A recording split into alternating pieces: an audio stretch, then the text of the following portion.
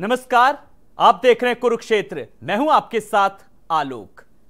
BJP की संसदीय board यानी कि वो इकाई जो राज्यों में व्यापक नीतियां बनाने के लिए और राज्यों में नीतियां बनाने को लेकर के व्यापक रणनीति को लेकर के बात करें तो इनको बनाने को लेकर के जिम्मेदार होती है। फिलहाल इसमें 7 सदस्य हैं, लेकिन 4 और बढ़ाने के लिए किस तरीके से जद्दोजहद या यूं कहें कि प्रक्रिया जारी है और इसी को लेकर के बैठकों का दौर भी जारी है और मुख्यमंत्री योगी आदित्यनाथ के नाम को लेकर के सबसे ज्यादा चर्चा है और शायद इसीलिए कि 2022 के बाद 2024 की तैयारी। सवाल यही है, सीएम योगी को क्या मिलेगा, जीत का तोहफा या जीत का रिटर्न गिफ्ट? आज की कुरुक्षेत्र इसी पर, लेकिन सबसे पहले एक रिपोर्ट देखेंगे।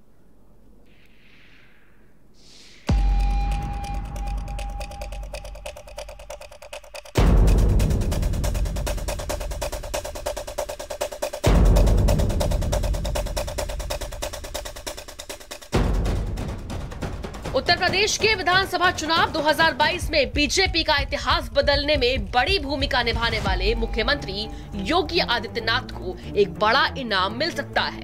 योगी आदित्यनाथ को लगातार दूसरी बार मुख्यमंत्री के पद पर आसीन करने वाली भारतीय जनता पार्टी अब उनको संसदीय बोर्ड में शामिल कर सकती है, जिसमें भाजपा के शीर्ष 11 नेता होते हैं। आपको बता दें कि संसदीय बोर्ड ही पार्टी के अहम फैसले पर मुहर लगाता है। योगी अब सीएम के ऊपर के व्यक्ति, बीजेपी की जरूरत बने योगी आदित्यनाथ, हिंदुत्व का सबसे बड़ा चेहरा योगी, निस्वार्थ छवि के नेता है योगी, योगी का राजनीतिक कद उम्र से भी बड़ा, यूपी चुनाव के बाद पार्टी में बढ़ा योगी का कद, यूपी में सत्ता वापसी कराने में बड़ा रोल, बड़ी जीत के नायक बने सीएम योगी। बीजेपी ने 2022 का उत्तर प्रदेश विधानसभा चुनाव योगी आदित्यनाथ के चेहरे पर लड़ा था, जिसमें नतीजे भी बीजेपी के पक्ष में आए, जिसके बाद भारतीय जनता पार्टी का शीर्ष नेतृत्व योगी आदित्यनाथ का कद बढ़ाने पर विचार कर रहा है और जल्द इस पर कोई बड़ा ऐलान भी हो सकता है। संसदीय बोर्ड के 11 सदस्यों में एक नाम सीएम योगी आदित्यनाथ का भी हो सकता है। बता दें कि भाजपा संसदीय दल के 11 सदस्यों में से सुषमा स्वराज और अरुण जेटली के निधन के बाद उनके 2 पद खाली हो गए थे। इसके बाद थावर चंद गहलोत के राज्यपाल बनने और वेंकैया नायडू के उपराष्ट्रपति बनने के बाद से 2 और पद खाली हो गए। भाजपा का शीर्ष नेतृत्व 5 राज्यों के विधानसभा चुनाव से खाली होने के बाद अब संसदीय बोर्ड पर फोकस कर रहा है और जल्द ही इसके 4 पद भरे जाएंगे, जिसमें से 1 पद मुख्यमंत्री योगी आदित्यनाथ को मिल सकता है। ब्यूरो रिपोर्ट, भारत समाचार।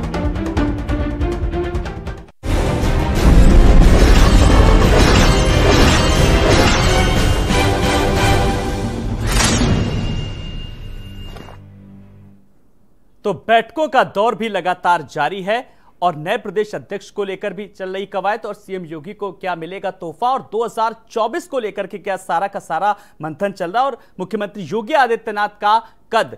अब सबसे बड़ी बात यह है कि क्या राज्य से अब राष्ट्रीय स्तर पर लाने की तैयारी है? ऐसे तमाम सारे सवाल हैं जिनके जवाब आए हुए मेहमानों से जानेंगे और समझेंगे। बिना कुछ देर के हुए आए हुए मेहमानों से अपने दर्शकों का तारुफ करा देते हैं। हमारे साथ बीजेपी की प्रवक्ता अनीता अग्रवाल जी हैं। अनीता जी नमस्कार, बहुत बहुत आपका स्वागत है। जावेद अहमद नेता सपा, जावेद जी बहुत बहुत स्वागत है आपका। उमाशंकर पांडे जी हैं प्रवक्ता कांग्रेस, उमाशंकर जी नमस्कार, आपका भी बहुत बहुत स्वागत है। और सुशील दुबे जी हैं वरिष्ठ पत्रकार, जिनसे बहुत सारी चीजों को समझेंगे जब हम बात 2024 के परिप्रेक्ष्य में करते हैं।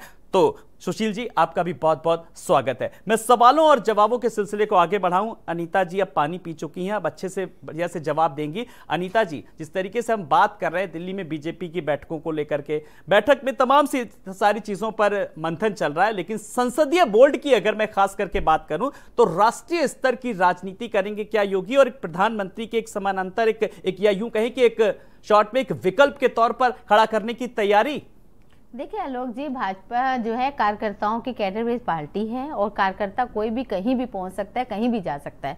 ये हमारे यहाँ किसी परिवार की पार्टी नहीं है, किसी व्यक्ति की पार्टी नहीं है, ये कार्यकर्ताओं की पार्टी है। इसलिए इसमें कोई आश्चर्यचकित होने वाली कोई बात नहीं है कि योगी जी को संसदीय बोर्ड में लिया जाएगा नहीं लिया जाएगा, ये कोई मतलब आश्चर्य। बाकी ये है कि एक शिष्टाचार के नाते अपने वहाँ पे बैठक में बुलाया गया, बैठक में नड्डा जी से मिलेंगे, उपराष्ट्रपति जी से मिलेंगे, सब मुलाकात करेंगे। बाकी संसदीय बोर्ड में क्या होगा क्या नहीं होगा ये संगठन तय करेगा, जैसा भी संगठन का अपना है।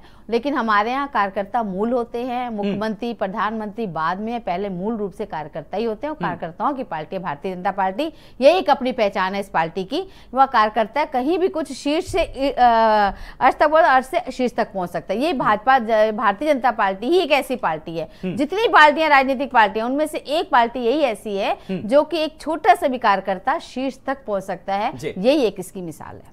जी, छोटा सा कार्यकर्ता शीर्ष तक पहुंचा। आपने अपनी बात बता दी, लेकिन आप मुख्यमंत्री योगी आदित्यनाथ की तुलना किसी कार्यकर्ता, पदाधिकारी या किसी और से नहीं कर सकती हैं। यह बात मैंने इसलिए सवाल ये मैं कर रहा हूं क्योंकि मुख्यमंत्री योगी आदित्यनाथ ने उत्तर प्रदेश में जो जीत को लेकर के जो इतिहास बनाया, इसलिए मेरा सवाल खास आपसे मैंने अनीता जी किया है। महाराज जी देखिए, महाराज जी जो हैं वो भी एक मूल कार्यकर्ता थे, ऐसा नहीं कि नहीं थे। और आज भी वो कार्यकर्ताओं के संपर्क में रहते हैं और खुद फील्ड में काम करते हैं। वो आप देखिए कोरोना काल में उन्होंने खुद फील्ड में जा जाके सब जगह काम किया है। वो मूल रूप से एक कार्यकर्ता वाला भाव ही है उनके अंदर। वो बात सही है कि जनता ने उनको स्वीकार किया, हम लोग सब स्वीकार करते हैं क्योंकि वो एक कार्यकर्ता का भाव है उनके अंदर। वो मुख्यमंत्री बाद में, पहले वो जमीन से जुड़े हुए सब कार्यकर्ताओं के पास जाते हैं। और जितने जिलों में आप देखिए उत्तर प्रदेश में, हर जिलों में कम से कम 3-3, 4-4, 5 राउंड लगा चुके हैं। जो पहले मुख्यमंत्री जाया नहीं करते थे वो ये मुख्यमंत्री होकर सब जगह जाते हैं, इसलिए उनके मूल रूप में कार्यकर्ता भाव छुपा हुआ है। ये हम कैसे मान लें कि वो कार्यकर्ता नहीं है? कार्यकर्ता हमारे यहाँ पहले हैं, बाद में हम मंत्री, मुख्यमंत्री, नेता है। हम लोग जमीन से जुड़े हुए रहते हैं। हमारा एक एक कार्यकर्ता अपने जमीन से, अपने वार्ड से, अपने मंडल से जुड़ा रहता है और जनता के साथ जुड़ा रहता है। यही एक भाव है। इसी वजह से हम कहते हैं हमारी पार्टी कार्यकर्ताओं की पार्टी है। जी, पार्टी कार्यकर्ताओं की है। उमा शंकर जी, अब मैं सर आपके पास आ रहा हूं। जिस तरीके से योगी आदित्यनाथ का कद बढ़ा है प्रचंड जीत के बाद, तस्वीर सामने आ रही है, लेकिन अगर इस पूरी कवायद के बीच बात करें तो अब साफ तौर पर क्या लगता है कि योगी जी को हरा पाना या एक बहुत बड़ी चुनौती है सबके सामने? देखिए आलोक जी, जिसके साथ जनता है निश्चित रूप से वो ताकतवर होता है। पंडित अटल बिहारी वाजपेयी जी जब आए थे तब भी इस तरीके की बातें आई थी और आपने देखा कि इंडिया साइनिंग के नारों के साथ आदरणीय आडवाणी जी को प्रधानमंत्री बनाने के नारों के साथ जो हश्र हुआ था वो हम सबने देखा था। समय का दौर है, समय चलता है, परिस्थितियां बदलती हैं, परिवर्तन होते हैं, सत्ता बदल जाती है। ये स्वयं पंडित अटल बिहारी वाजपेयी जी ने कहा था। भारतीय जनता पार्टी की प्रचंड बहुमत आप कह रहे हैं और मैं ये कह रहा हूं कि 42% वोट इस चुनाव में भारतीय जनता पार्टी को उत्तर प्रदेश में मिले हैं और 52% वोट योगी जी के खिलाफ पड़े हैं। पिछले बार से जो सीट पिछली बार 325 थी वो घट के अलायंस के साथ 273 हो गई है। ये कहीं ना कहीं प्रचंड जीत आप कह रहे हैं, मैं आपकी बात को काटूंगा भी नहीं। निश्चित रूप से भारतीय जनता पार्टी को योगी जी के नेतृत्व में दूसरी बार सरकार चलाने का मौका मिला है, लेकिन इससे ये भी बातें स्पष्ट हैं कि जो 52% वोट अगेंस्ट मिले हैं वो कहीं ना कहीं महंगाई के लिए, बेरोजगारी के लिए, महिलाओं की लगातार घटती सुरक्षा के लिए, ये तमाम जो त्रासदियां उत्तर प्रदेश की जनता तब भी झेल रही थी और दोबारा सरकार आने के बाद ये त्रासदी बढ़ी है। जब पेट्रोल 105 के पार चला गया, नींबू की चोरी हो रही है, अभी मैं आप ही के चैनल में देख रहा था कि 60 किलो नींबू की चोरी हो गई। तो ये जो विकट परिस्थितियां उत्तर प्रदेश की जनता के सामने डाल दी गई हैं, इनको नजरअंदाज करवाने के लिए तमाम तरीके के स्टंट किए जा रहे हैं। कहीं बुलडोजर लाया जा रहा है तो कहीं पर नए नए कानून की बात, नींबू प्याज टमाटर की हम बात नहीं कर रहे हैं, हम ना महंगाई की बात करें, हम बात कर रहे हैं आज मुख्यमंत्री योगी आदित्यनाथ के बढ़ते कद की, उनके वर्चस्व की। हमारे साथ कुछ और भी मेहमान जुड़ गए, हमारे साथ डीआर साहू जी भी जुड़ गए, राजनीतिक विश्लेषक के तौर पर। डीआर साहू जी नमस्कार, बहुत बहुत आपका स्वागत है। मैं जरा एक बार जावेद जी के पास आ रहा हूं। जावेद जी, लगातार जब बढ़ते नेतृत्व की बात कर रही है, लीडरशिप की बात की जा रही है, एक बात अब साफ तौर पर साफ है कि अब विपक्ष पर भारी है योगी आदित्यनाथ का चेहरा, अगर बात करें तो साफ तौर पर। देखिए आलोक जी, ये भारतीय जनता पार्टी का अपना आंतरिक मामला है, किसको कहाँ वो चढ़ाएंगे, किसको कहाँ उतारेंगे, उस पर तो कोई टिप्पणी नहीं हो सकती है। योगी जी को आपके कथनानुसार और जनादेश जो है वो प्रचंड मिला है, तो जिम्मेदारियां भी प्रचंड है। वो जिस तरीके से भारतीय जनता पार्टी अपने संगठन के विस्तार के लिए, अपनी चुनावी रणनीति के लिए लगातार मंथन करते हैं, तो कम से कम योगी जी का भी ये संवैधानिक कर्तव्य भी है, नैतिक कर्तव्य भी है कि उत्तर प्रदेश में ऑपरेशन लंगड़ा चले, ऑपरेशन माफिया चले। लेकिन ये जो ऑपरेशन शिक्षा है, ये कब चलेगा शिक्षा माफियाओं के खिलाफ? वो बहुत से ऐसे माफिया हैं कि जिनके विरुद्ध ना वो कोई कार्रवाई कर रहे हैं और ना सोच रहे हैं। आखिर उत्तर प्रदेश की जनता ने उनको किस लिए जनादेश दिया था? जनादेश इसलिए दिया था उनके चेहरे पर कि हमको महंगाई से निजात मिलेगी, हमको बेरोजगारी से निजात मिलेगी। इन सब मुद्दों पर भी तो भारतीय जनता पार्टी और योगी जी को मंथन करना चाहिए। उनकी पार्टी उनको राष्ट्रीय अध्यक्ष बना दे, उनको प्रधानमंत्री बना दे, उस पद पर उनको चयनित कर ले, तो उससे दूसरे लोगों को क्या अंतर पड़ रहा है? अंतर जब पड़ता है कि जब जन सरोकार से जुड़े हुए मुद्दों पर कोई सत्ताधारी दल जनता के लिए काम करना पसंद करता है। आपको दोबारा जनादेश मिला है पार्टी को, अब की पहली बार योगी जी के चेहरे पर मिला है। निश्चित रूप से हम लोगों ने पहले भी बधाई दी है। जनता का हित अगर वो साधते हैं, जनता के लिए काम करते हैं, तभी वो जनप्रिय हो सकते हैं। पार्टी में उनकी क्या भूमिका रहेगी, क्या नहीं रहेगी, ये भारतीय जनता पार्टी जनता ने फिलहाल अपना फैसला दिला दिया और एक लोकप्रिय नेता के रूप में साबित हुए हैं। मैं एक बार सुशील दुबे जी के पास आ रहा हूं, वरिष्ठ पत्रकार हैं। सुशील जी, जिस तरीके से 2022 के बाद अब योगी का जो कद किस तरीके से बढ़ा है, अब साफ तौर पर कहा जा सकता है कि 2024 के परिप्रेक्ष्य में एक राष्ट्रीय नेतृत्व की जब हम बात करते हैं तो उसकी अब तैयारियां जोरों पर हैं। आलोक जी, बेशक बहुमत से योगी जी इस समय सीएम है। प्रचंड जीत तो 17 में हुई थी, 300 प्लस था, अब की माइनस हुआ है, वो विषय बात का है। लेकिन इसमें कोई शक नहीं कि 17 में जब योगी जी सीएम थे तो उनके ऊपर वो इत्तेफाक से सीएम बन गए थे। मनोज सिन्हा जी का भूत सता रहा था, उनका नाम आ गया था। फिर केशव मौर्य जी और एक दूसरे मौर्य चले गए, वो क्या स्वामी प्रसाद जी, ऐसे तमाम लोग मिलके योगी जी को बहुत जरा आराम से, बड़ा कंफर्टेबल नहीं रहने दिए। लेकिन योगी जी बेशक नोएडा गए, कई जिलों में गए, कई मिथक तोड़े, कई नई रिकॉर्ड बनाए, और उसका परिणाम ये है कि आज योगी जी अपनी दम पे, बेशक मोदी जी उनके नेता हैं, लेकिन वो अपनी दम पे आज 250 प्लस लेके आज उत्तर प्रदेश के सीएम हैं, इसमें कोई शक नहीं।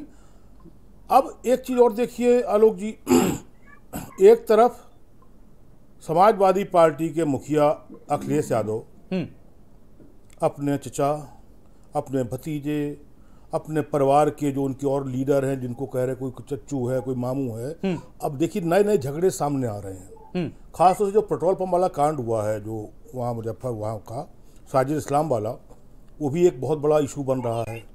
अंदर अंदर इन लोगों जिन्होंने इनको 111 सीटें दी है, वो लोग अंदर अंदर उबल रहे हैं। हालांकि साजिद इस्लाम ने बहुत गलत शब्द कहे थे। खैर, अब देखिए मायावती जी और राहुल जी में ही जो है उठापटक शुरू हो गई।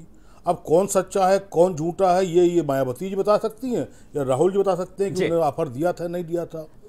तो जब 3 बड़ी पार्टियां उत्तर प्रदेश की, और तीनों पार्टियों में कुछ तय नहीं है, कुछ पता नहीं है, अपने अध्यक्ष को नहीं कांग्रेस तय कर पा रही है, खाली पड़ा है, देश का अध्यक्ष खाली पड़ा है, प्रदेश का अध्यक्ष खाली पड़ा है, तो ये बहुत बड़ी बात है। और बीजेपी का कैरेक्टर एक चरित्र है, बेशक उनके लिए मैदान खाली है, बेशक मैदान इस समय योगी जी का जो टीआरपी है, योगी जी का जो बुलडोजर है, बस योगी जी ये ध्यान रखें कि बुलडोजर दलाल, नेता, अधिकारी और जो काकस है, उसके चक्कर में बुलडोजर की दिशा न बदलने पाए, किसी गरीब बेसारा मजलूम पर बुलडोजर चलने पाए। बाकी योगी जी अपनी दम पे, अब की उत्तर प्रदेश जब सामने कुछ है ही नहीं, तो ये तैयारी उनकी कर रहे हैं, ये बीजेपी वाले तैयारी कर रहे हैं, उनका बड़ी कृपा है जी। और बीजेपी वाले वैसे भी कहते हैं कि पूरे 24/7 इलेक्शन मोड में रहते हैं, चाहे वो नगर निगम का चुनाव हो, चाहे वो पंचायत चुनाव, चाहे वो राज्यसभा चुनाव, चाहे वो राष्ट्रपति चुनाव हो, चाहे वो, और कल अभी देखिएगा, कल अभी जब नतीजे आएंगे उसके बाद किस तरीके से सरगर्मियां अभी तेज होंगी। आलोक जी, बेशक कल के नतीजे 90%, 95% उनके पक्ष में होंगे। और सुन लीजिए आलोक जी, एक मिनट जी जी, ये उनका स्वभाव है, वो कर करके 2 सीटों से आज उत्तर प्रदेश, आज वो देश के दोबारा प्रधानमंत्री हैं, यही कर करके, और यही कर करके वो आने वाले वक्त के मजबूत योद्धा हैं देश में और प्रदेश में। कहीं उनके ऊपर कोई वो नहीं है, क्वेश्चन मार्क नहीं है, कोई सवालिया निशान नहीं है, और कोई सामने खड़ा नहीं है इस समय जी। बिल्कुल डीआर साहू जी, मैं आपके पास आ रहा हूं। जिस तरीके से योगी के कद को लेकर के बात कर रहे हैं, तो सबसे ज्यादा इस वक्त जो चर्चाएं हैं, तो क्या यूपी में दोबारा जीतने से योगी का कद और बढ़ा है? इस बात से नकारा नहीं जा सकता। और अब योगी राष्ट्रीय राजनीति के चेहरा होंगे अब आने वाले समय में। अब ये इस बात पर पूरी तरीके से एक औपचारिक रूप से मोहर लगने वाली एक तरीके से कहा जा सकता है साफ तौर पर? मेरे को तो नहीं लगता है, क्योंकि उत्तर प्रदेश की जो चुनाव है उसमें आपने देखा होगा कि दैट वाज ए कॉम्बिनेशन था। उत्तर प्रदेश में वो था कि उपयोगी की बात कर रहे थे, तो उसमें आपने देखा होगा कि योगी जी और मोदी जी की, बट ये देखा जाए यदि आप उसको एनालिसिस करें, मतदान व्यवहार और चुनाव की प्रक्रिया में यदि आप विश्लेषण करें, जितनी रैलियां हुई थी उन सब चीज़ों को यदि आप एक बार उठा के एनालिसिस करेंगे तो पता चलेगा कि माननीय मोदी जी की भी एक महत्वपूर्ण भूमिका रही, और ख़ास तौर पे पूरे भारतीय जनता पार्टी की जो संगठन है वो एक महत्वपूर्ण भूमिका निभाए। चेहरा भले ही थे योगी जी, लेकिन जो चेहरा के साथ साथ जो महत्वपूर्ण बात है कि भारत में जो राजनीतिक दल, जो उत्तर प्रदेश की इतिहास को यदि उठा के देखेंगे, कांग्रेस की जो जन्म है वो उत्तर प्रदेश से हुआ था, एक तरह से उसकी बात करेंगे तो। लेकिन आज की तारीख में देखेंगे 80 के बाद 84 में जब इंदिरा गांधी वापस लौटी 80 के बाद, उसके बाद उनकी निधन हुआ, उसके बाद राजीव गांधी आए, और उसके बाद उनकी जो राजनीतिक दलों की जो सांगठनिक ढांचा है वो मजबूत नहीं हो पाया। और उसके साथ साथ ये हुआ कि धीरे धीरे कांग्रेस से लोग चले गए, और उनका ये एक उद्देश्य रहा कांग्रेस की, जब देखा कि किसी तरह से केंद्रीय सरकार अपना बनाए रखे, क्षेत्रीय जो राज्य की दल जो है, राज्य की जो विभिन्न राज्य है उसको भी मजबूत ना रहे तो भी चलेगा। उसमें उत्तर प्रदेश भी खिसक गया। तो कहने की मतलब है कि आज की तारीख में जो राजनीतिक दल है, क्षेत्रीय दल है उत्तर प्रदेश में कोई है नहीं। और ख़ास तौर पे आप देखेंगे चुनाव में विपक्ष के रूप में भूमिका निभाने की बात है, तो इसमें उनके पास इतनी सारे मुद्दे हैं, कहाँ वो व्यवस्थित रूप में आ पा रहे हैं। उनको तो बल्कि तैयारी करनी चाहिए, अपनी जूते वूते पॉलिश करके पूरे जो विपक्ष में है तो उनको बिल्कुल घेरना चाहिए सरकार, तो वो कहाँ हो रहा है। तो बल्कि वो सब जैसे कि हमारे पूर्व वक्ता बताए, विपक्ष जब सवाल उठाता है तो सरकार की तरफ से भाई माकूल जवाब भी तो नहीं मिलता है। अनीता जी, अभी जैसे किस तरीके से जावेद साहब ने महंगाई का मुद्दा भी उठाया, नींबू को लेकर के उठाया, प्याज को लेकर के उठाया, बढ़ती जो महंगाई है, जो कीमतें जो लगातार बेतहाशा वृद्धि हो रही है, इसको लेकर भी ये सवाल लगातार उठता है कि कई मुद्दों से कहीं ना कहीं भटकाने की कोशिश की जा रही है, बढ़ती महंगाई पर बात नहीं हो रही है।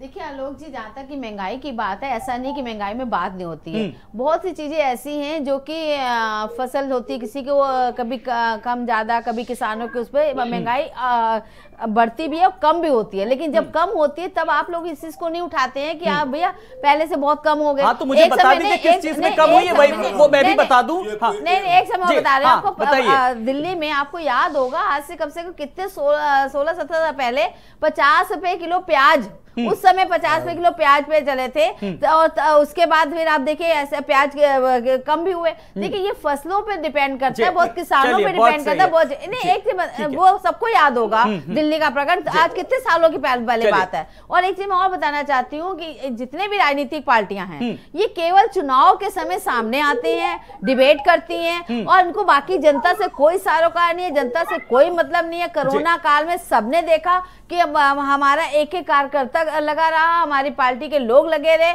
हमारे मंत्री लगे रहे सब, लेकिन आज कोई राजनीतिक दल आपको नहीं दिखा। यहाँ तक कि आप भले प्याज को लेकर के अनीता जी कितनी सफाई दे दे, लेकिन एक प्याज एक ऐसा मुद्दा रहा है जो सरकार बनाने का मादा भी रखता है और सरकार गिराने का भी मादा रखता है। जावेद जी, आप लोग किस तरीके से अपनी आवाज उठाएंगे जब आप लोगों को मौका दिया गया? जी सबसे बात है, ये राजनीतिक दल जितने भी हैं केवल यहाँ पे डिबेट करते हैं, अगर वो चुनाव के सामने जन सरोकार की बात करते हैं तो क्या बुरा करते हैं भाई, बताइए। बताना चाहती हूँ सबसे सबसे बड़ी बात, जितने भी राजनीति उनको चाहिए कम से कम जनता के बीच में तो जाएं। जनता के बीच में केवल आप वोट मांगने जाते हैं। जनता से आज पूछो, वो कह रहे हम जानते ही नहीं है। आज बढ़ती महंगाई हो, सुनिए, आज है बढ़ती महंगाई हो चाहे कुछ हो, हम लोग जनता के बीच में रहते हैं, उनका सोल्यूशन निकालते हैं। आप लोग जनता के बीच में न रह के केवल यहाँ पे डिबेट में खाली डिबेट करते हैं। प्रशासन क्या कर रहा है? आप जनता को राहत नहीं देंगे। अरे जावेद जी, एक बात बताइए हमें, जनता के, आप देखिए महंगाई, मैं नहीं कहती कि महंगाई नहीं है, महंगाई है। सुन लीजिए, सबसे बड़ा है जनता के साथ रहना, जनता के कोरोना काल मालूम है छोटे बच्चों को कर संग्रह ज्यादा लिया, कर संग्रह हुआ है। जब 34% कर संग्रह में बढ़ोतरी हुई है, सरकार ने मना कर दिया, हमारे मुख्यमंत्री ने लाके उनके घरों तक पहुंचाया उन बच्चों को। ये बहुत बड़ी बात है, छोटी बात नहीं है। हम बिजली आप लोग खाली यहाँ पे बातें करते हो। आपने किया अभी तक? अरे जावेद जी, पहले जावेद जी एक मिनट सुनिए। जावेद जी आप बोल रहे, एक मिनट हमारी सुन लीजिए। मिलेगी कि नहीं? जावेद जी हमें इसका जवाब दीजिए। जब कोटा में बच्चे पीड़ित थे, जब बच्चों को लाना था, तो वहाँ की राजस्थान की सरकार ने मना कर दिया। उसके बाद हमारी योगी जी उनको लाए, घरों तक पहुंचाया। बड़ी बात है, लेकिन आप लोग कहीं सामने दिखे? आप लोग कहीं दिखे? आप लोग कहीं दिखे? आप लोग केवल डिबेट करना, केवल आप चुनाव के समय खड़े हो जाना, उसके बाद कोई मतलब नहीं है। आप चुनाव, आप लोग देखिए, अपराधियों को संरक्षण आप देते हो, आतंकवादियों के पक्ष में मुकदमे आप करते हो, जनता के बीच में आप रहते नहीं हो, उसके बाद आप यहाँ पे डिबेट करोगे। और महंगाई, आपको लगता है महंगाई हमारा आज का मुद्दा नहीं है। महंगाई पे हम सुबह आज डिबेट कर चुके हैं, महंगाई पे आज हम डिबेट कर चुके हैं, महंगाई को लेकर सरकार से हम जवाब भी मांग रहे हैं। ठीक है, मैं उमाशंकर जी आपके पास आ रहा हूँ। कुल मिलाकर के महंगाई एक मुद्दा है, लेकिन आज हम डिबेट कर रहे हैं मुख्यमंत्री योगी आदित्यनाथ को लेकर के, संसदीय बोर्ड में जगह मिलने को लेकर के। कांग्रेस की इसमें अब क्या भूमिका रहेगी? भूमिका से तात्पर्य मेरा यह है कि कांग्रेस को लेकर के जिस तरीके से कल भी मैंने डिबेट करी कि राहुल गांधी ने जो सवाल उठाया, मायावती ने किस तरीके से जवाब दिया, उन्होंने साफ तौर पर कहा कि राहुल को 100 बार कम से कम सोचना चाहिए इस तरीके का बयान देने से पहले। लेकिन आपकी पार्टी की अब आगे किस तरीके की क्या कुछ रणनीति है? क्योंकि मजबूत एक विपक्ष के तौर पर आपको अपनी दावेदारी रखनी, इसलिए मेरा सवाल आपसे उमाशंकर जी। देखिए आलोक जी, अभी जब उत्तर प्रदेश की विधानसभा चुनाव चल रहे थे तब भी कांग्रेस पार्टी ने मुख्य विपक्ष की भूमिका निभाई। आदरणीय प्रियंका गांधी जी ने मेहनत की, उत्तर प्रदेश के सभी मुद्दों को उन्होंने उठाया, और मैं वो नाम नहीं लेना चाहता, आपका टाइम नहीं मैं खराब करना चाहता। मैं हाथरस, उम्भा, तमाम जो घटनाएं हुई उसमें हर जगह आपको प्रियंका गांधी जी और कांग्रेस पार्टी के नेता दिखाई दिए, जबकि उत्तर प्रदेश की मुख्य धारा की अन्य विपक्षी पार्टियां उस आंदोलन में दिखाई नहीं दी। और उन्हीं बातों का जिक्र आदरणीय राहुल गांधी जी कर रहे थे, मायावती जी को उद्धृत करते हुए कि पूरे 5 सालों तक मायावती जी तमाम मुद्दों पर उत्तर प्रदेश में संघर्ष करने निकली नहीं, और चुनाव के दौरान भी जो चुनाव उनका लड़ने का तरीका था वो चुनाव नहीं लड़ी। जो कांसीराम जी या जो बाबा साहब भीमराव अंबेडकर जी का संविधान था, उस संविधान को, उस इंस्टीट्यूशंस को खत्म करने का काम भारतीय जनता पार्टी की सरकार कर रही है, लेकिन मायावती जी एक बार भी उसके खिलाफ सड़क पर नहीं दिखाई दी। तमाम दलित मुद्दों पर वो सड़क पर नहीं दिखाई दी, चुनाव लड़ते हुए वो नहीं दिखाई दी। इस बात का उदाहरण राहुल जी दे रहे थे, और मुझे नहीं लगता कि उसमें वो कोई गलत बात कर रहे थे। उत्तर प्रदेश की जनता ने और देश की जनता ने ये देखा है बात गलत करे या सही नहीं करे। मैं जरा आपके सवाल के आगे की बात मैं कर रहा हूं सुशील दुबे जी से। सुशील दुबे जी, जो उमाशंकर जी ने भी कहा कांग्रेस को लेकर के, क्योंकि बात हमें सभी दलों की करनी है, राजनीतिक दलों की खास करके, लेकिन मैं सुशील जी से एक सवाल का जवाब ले लेता हूं। लगातार उन्होंने कहा कि हमारे साथ गठबंधन उन्होंने नहीं किया, ना ही कोई उन्होंने जवाब दिया। तो ये क्या उसी की टीस थी कि गठबंधन नहीं किया राहुल गांधी ने जो बयान दिया? देखिए, उमाश जी की बात से मैं सहमत हूं। बेशक प्रियंका, रिजल्ट जो भी है वो सामने है, लेकिन बेशक प्रियंका गांधी ने बहुत काम किया, कोरोना में बहुत काम किया, मैंने देखा। खैर, जो आपकी बात है जो अभी ये वाली, ये राजनीतिक रूप से बड़ा उलझा हुआ सवाल है, क्योंकि राहुल गांधी ने ऐसे तो नहीं कह दिया बैठे बैठे, कहीं ना कहीं 24 को लेके जो राहुल जी ने जहां पर ये बात करी है, वो एक कार्यक्रम, उनका पर्सनल कार्यक्रम चल रहा था, उसमें ये शब्द उन्होंने बोले हैं। अगर वो शब्द बोला है और उसको लेके मायावती जी बहुत भड़क गई हैं, उन्होंने कहा वो काशीराम को राजू जी फला और ढिमाका, अरे राजू जी का कद काशीराम से बहुत बड़ा था, बहुत बड़ा था। अब वो बता नहीं काशीराम को उन्होंने क्या कहा, अभी वो एक शब्द कुछ कहा है कि उनको एजेंट, हाँ सीआई एजेंट कहते राजू जी। अरे राजू जी ऐसा देश का प्रधानमंत्री कल्पना सपने में भी नहीं हो सकता था। मायावती जी पता नहीं क्या ये बोल रही है, ये शब्द उनको वापस लेके, अब उनकी भी अपनी राजनीति है जी, कहीं ना कहीं वो इस शब्द को बोल के वो खुद अपने आप में पश्चिम में आ गई हैं। दूसरा मैं आपको, अच्छा इसके सवाल के बाद मैं कुछ कहना चाहूँ तो बताइए, वरना आप। जी जी मैं इस पर आगे आऊंगा, लेकिन मैं अपने दर्शकों को एक बात बता दें फिर कि सीएम योगी को क्या मिलेगा तोहफा, इस पर भी हम बात कर रहे हो। 2024 की तैयारियां फिलहाल शुरू हो चुकी है और योगी का कद बढ़ाने पर मंथन जारी है। दिल्ली से लेकर के और लखनऊ से लेकर के लगातार मंथन जारी है, इस पर भी हम आगे अभी चर्चा करेंगे। पैनल हमारे साथ बना हुआ है, एक छोटे से ब्रेक के लिए रुक रहे हैं, कुरुक्षेत्र जारी है, फौरन हाजिर होते हैं।